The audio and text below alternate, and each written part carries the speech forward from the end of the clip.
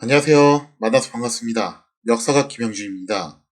한중일 근대사 삼국지 제18부 이국선 타격령 신주 일본을 지켜라 라는 주제를 가지고 오늘 여러분과 함께 할까 합니다. 1808년 10월 4일 유럽에서는 한창 나폴레옹이 유럽 대륙을 정복하고 있을 무렵이었죠. 나폴레옹의 말발굽 아래 네덜란드 역시 굴복을 하게 되면서 네덜란드의 식민지였던 인도네시아 일대가 사실상 공황 상태에 빠지게 됩니다. 영국은 이것을 하나의 기회로 여기면서 뭐라고 생각을 하냐면은 이참에 우리가 세계의 각지에 흩어져 있는 네덜란드의 자산을 한번 접수를 해보면 어떻겠냐, 그런 생각을 하게 돼요. 자, 그러던 중에 영국의 군함이었던 페이트노가 네덜란드 깃발을 달고서 네덜란드 배처럼 위장을 하고 나가사키로 접근을 하게 됩니다. 본국의 상황을 알아보기 위해서 네덜란드 상관 직원 2명이 페이트노에 접선을 하게 됐어요. 근데 페이트노는 갑자기 돌변해서 네덜란드 상관 직원들을 인질로 붙잡았다는 거죠. 완전 서프라이즈죠. 네덜란드 국기를 달고서 와가지고 당연히 네덜란드 배라고 생각하고서 온 건데 알고 봤더니 이게 영국 배였던 거예요. 그러면서 영국은 일본 측에 네덜란드 직원들을 석방하는 조건으로 네덜란드 상관의 배와 화물 그리고 현금을 모두 넘길 것을 요구를 합니다. 만약에 이를 들어주지 않으면은 무지막지한 협박을 하게 되는데 인질들도 무사하지 못할 거고 나가사키에 정박하고 있는 일본 배들도 모조리 다 불태워버리겠다고 이런 식으로 이제 협박을 해왔다는 거죠. 당연히 영국의 날강도 같은 짓에 일본 측은 분개를 합니다. 근데 무력적으로 대응을 하려고 해도 일본도 너무 오랜 세월 동안 평화에 젖어 있다 보니까 전쟁 준비가 안 돼 있는 거예요, 이게. 그래서 기껏해야 시간 끌기 정도밖에 못하는 상황인데 당시 이제 나가사키 봉행은 페이트노와 협상을 벌이면서 이렇게 항의를 하죠. 갑자기 남의 나라에 무단으로 침입을 해가지고 인질을 잡고 재물을 요구하니, 아니 이 무슨 영국은 무법천지의 수라의 나라냐, 어떻게 이럴 수가 있냐 하면서 질타를 했다라는 거예요.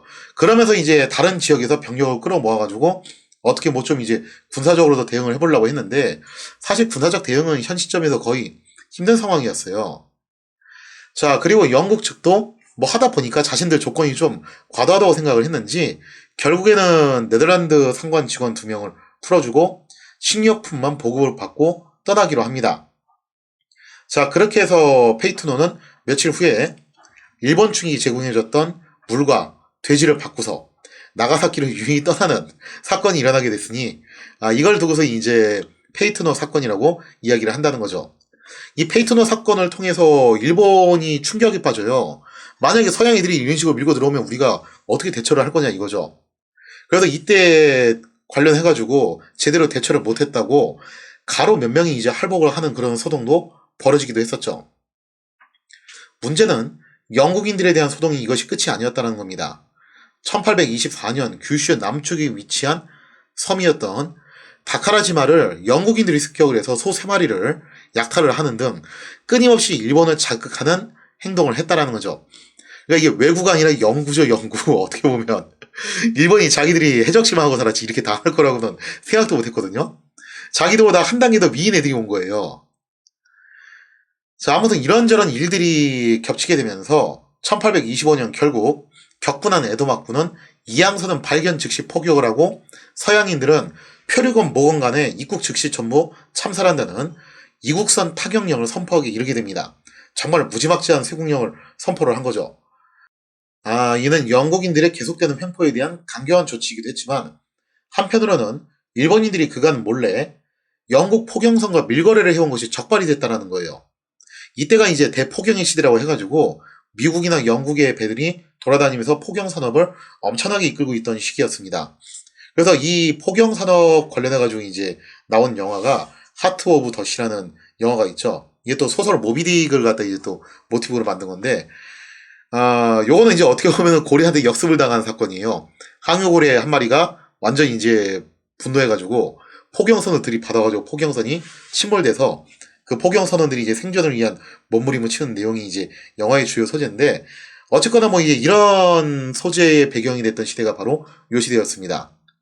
그리고 그 포경선들이 일본인들과 그동안 몰래 밀거래를 해왔던 것도 적발이 된 거죠.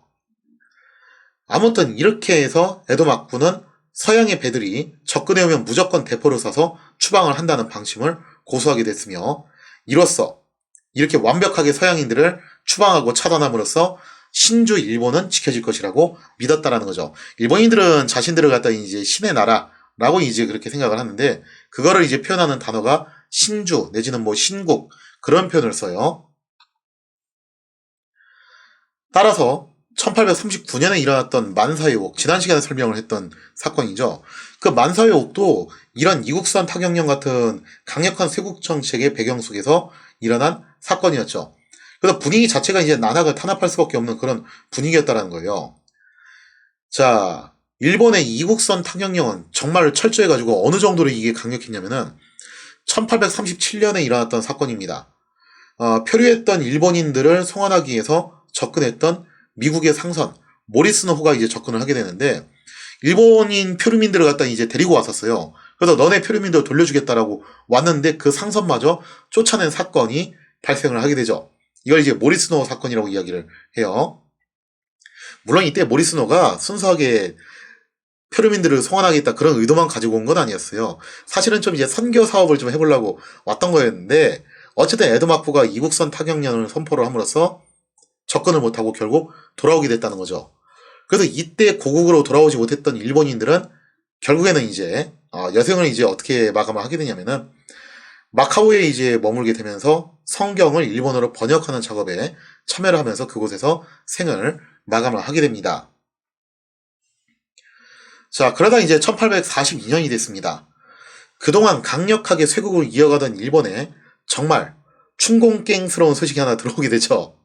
충격과 공포, 그런 이제 소식이 하나 들어오게 됐는데, 뭐였냐면은 아편 전쟁이 발발하면서 청 제국이 영국에게 굴욕적으로 참패를 했다라는 정말 충격적인 정보를 입수를 하게 돼요.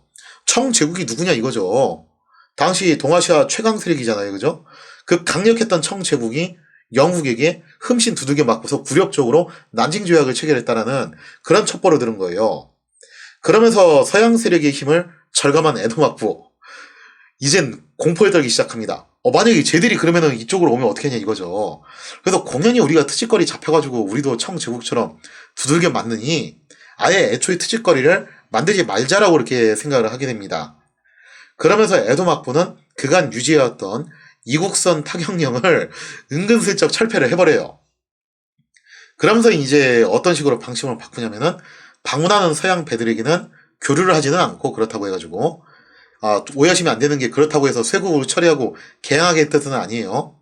그래서 이국선 타격령만 처리를 하고서 접근하는 서양 배에 대해서는 식료품을 제공해가지고 살살살 달려서 돌려보내자, 그렇게 방침을 바꾸고, 표류해온 서양인도 얌전히 이제 송환을 하자, 나가사키로 전부 직결시켜서 거기서 이제 송환을 시키자, 이런 식으로 이제 방침을 바꿉니다. 그래서 신수급여령으로 방침이 선회가 되었다는 거죠. 이렇게 방침이 선회가 되면서 뜻밖의 일이 하나 일어나게 되는데요. 에도마쿠 치세 내내 이렇게 쇄국 정책이 계속되긴 했지만 일본에 대해서 흥미를 가진 서양인의 접근이 전혀 없었던 건 아니에요. 그중 대표적인 인물로 미국 오레곤에서 은행원으로 일하던 로널드 맥도날드가 일본에 대해서 굉장히 큰 호기심을 갖고서 접근을 해왔다는 거죠. 그래서 포경선을 타고서 일본 근해까지 가는 대담한 모험을 감행을 합니다. 그리고 맥도날드는 혼자 보트를 몰고서 홋카이도에 상륙을 하는 그런 엄청난 일을 하게 되는데, 결국에는 일본 관원에게 체포가 되고 말게 되죠. 다행히도 이때가 이국선 타격령이 철회된 시점이라 가지고 맥도날드는 목숨을 부지하게 되었으며 송환을 위해서 나가사키까지 오게 됐는데, 홋카이도에서 나가사키까지면 이거 우리나라를 치자면은 함경북도 끄트머리에서 저기 전라남도 목포까지 온 거랑 거의 비슷하거든요. 어떻게 보면 맥도날드 입장에선 소원대로 일본을 그냥 관통을 해가지고 제대로 여행 한번 하고서 온 거죠. 자, 이렇게 해서 나가사키 온 맥도날드, 한동안 일본인들에게 영어를 가르치는 일을 하게 됩니다. 왜냐면 이제 일본 에도마쿠도요, 종종 일본 쪽으로 표류해 오거나 혹은 이제 탐사차 접근하는 서양인들을 상대하기 위해서 영어를 좀 이제 알아야 될 필요가 있지 않냐, 그런 생각을 갖게 돼요. 그래서 때마침 맥도날드가 이렇게 입국을 한 것을 계기로 해가지고 맥도날드를 영어 강사로 초빙을 한 거죠. 자, 그래서 이때 당시 맥도날드로부터 영어를 배운 대표적인 일본인이 누구였냐면은 수제자로 있었던 사람이 모리야마 이에노스케라는 인물이었습니다. 그리고 이 모리야마 이에노스케는 훗날 막부의 영어 통역관으로 맹활약을 하게 되었다는 거죠. 자, 이렇게 일본이 서양에 대해서 조심스럽게 약간은 관심을 갖게 되기는 하는데, 사실 일본에 대해서 관심을 정말 크게 가졌던 나라가 누구였냐면은 영국이 아니라 엄밀히 말하면 미국이었다는 거죠. 그렇다면 미국은 왜 일본에 대해서 그렇게 관심을 갖게 되었는가? 거기에 대한 이야기는 다음 시간에 이어서 계속하도록 하겠습니다.